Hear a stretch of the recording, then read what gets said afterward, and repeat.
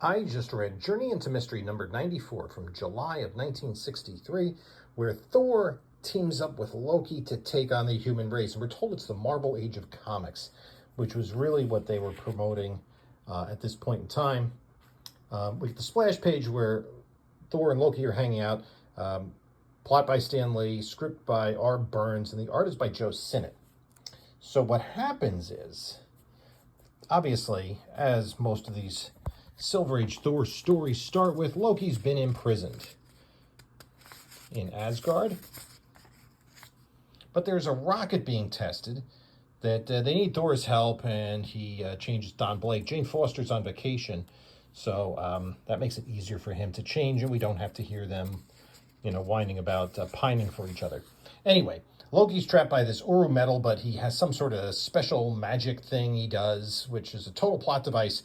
And the Thor's hammer hits him in the head, and it hits him, of course, very conveniently, in the chromosomatic gland, which does not exist. And then he is under Loki's spell. Like, he forgets everything else, and he decides to join his brother in being evil. So he goes up to Asgard. We have a text story reprinted from an old Atlas comic. He pushes Heimdall away, releases Loki, and then says to Odin, nope, I'm going with my brother Earth to cause some havoc, right?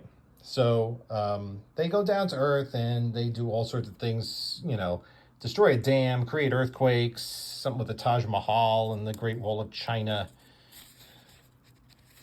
all these shenanigans that they get into.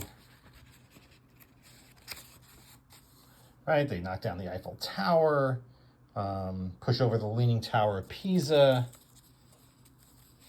because they want Odin to secede Asgard to the two of them, which is really what Loki wants.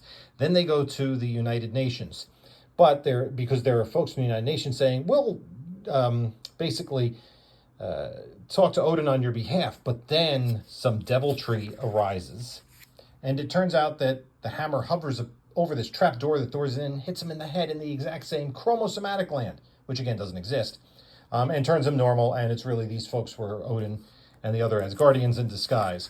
One of the weaker stories. Then there's a guy who is a rich millionaire and doesn't want to work for a living. He's living in the future. Everybody has to work for their food. So he goes off into space. Things get worse. And then our final story, that's a Larry Lieber story. Final story by Lee and Ditko, The Gentle Old Man. This guy shows up, and the landlord wants to take advantage of him, and he's okay with it. And he has a collection.